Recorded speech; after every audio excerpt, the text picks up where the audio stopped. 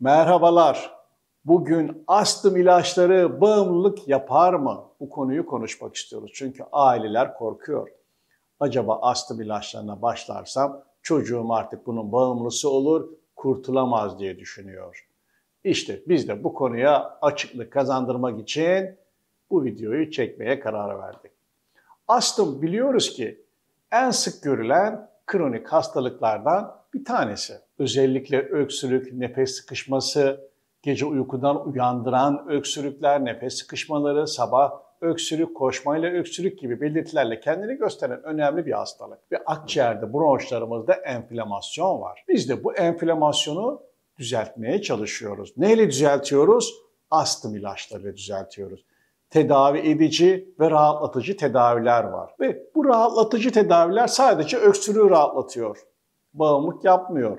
Çünkü içinde kortizon da yok. Sadece çok fazla kullandığınız zaman titreme, kalpte hızlama yapabilir. Onun için normal dozlarda kullanmak gerekiyor. Ancak iyileştirici tedaviler biz bronşlardaki mukozayı düzeltiyoruz. Çünkü biliyoruz ki bronşlarda mukoza harap olmuş ve bu harap edilen yerlerini tamir etmeye çalışıyoruz bu ilaçlarla, spreylerle. Ama bu spreylerle biz tedavi ediyoruz ama diyelim çocuğun veya bir kişinin ev tozu maytına alerjisi var. Onlar zarar veriyor. Peki ne yapacağız? Onlar zarar veriyor.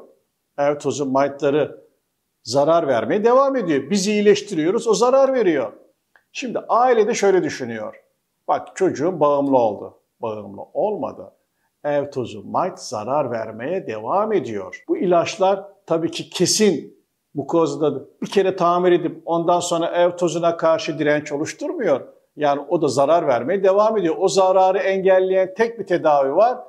Alerji aşıları. Siz aşı tedavisi başlamazsanız o zaman bu astım ilaçlarını kullanmak zorunda kalırsınız. Çünkü alerjiler devam ediyor. Yani aslında astım ilaçları bağımlılık yapmıyor. Siz astım hastalığını yapan asıl alerjiyi tedavi etmediğiniz için bu ilaçlara ihtiyacınız devam ediyor. Onun için de siz bağımlılık olarak algılıyorsunuz.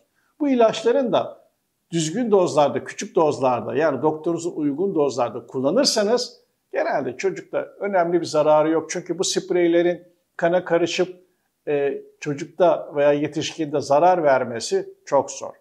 Ama ilaçlardan kurtulmak istiyorsanız, bazen yüksek doz çıkıp zararları meydana gelmişse o zaman da ne yapmak lazım? Diğer tedavilerden faydalanmak lazım.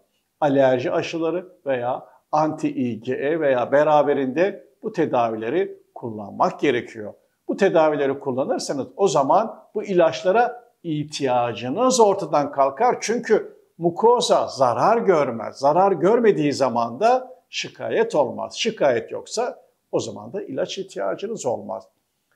Yani netice olarak alerjik astımın sebebini tedavi etmek için alerji aşısı kullanırsanız o zaman bu ilaç bağımlılığınız ortadan kaybolur. Yani ilaç hakiki bir bağımlılık yapmaz.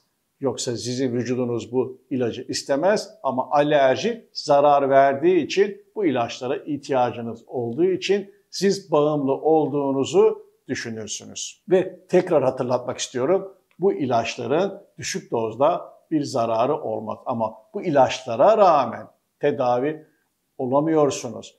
Ve bu ilaçların yan etkileri ortaya çıkacak hale gelmişse sizin artık muhakkak bir alerji aşısı olmaya ihtiyacınız var. Veya bu ilaçları baştan hiç kullanmak istemiyorsanız da öncelikle bu akciğerlerdeki hasarı düzeltmek için tabii ki kullanacağız ama daha sonra da bunu kullanmayı engellemek için alerji aşısıyla tedavi edip bu ilaçlardan kurtulabilirsiniz. Beni dinlediğiniz için teşekkür ediyorum. Alerjiden uzak, sağlıklı günler diliyorum.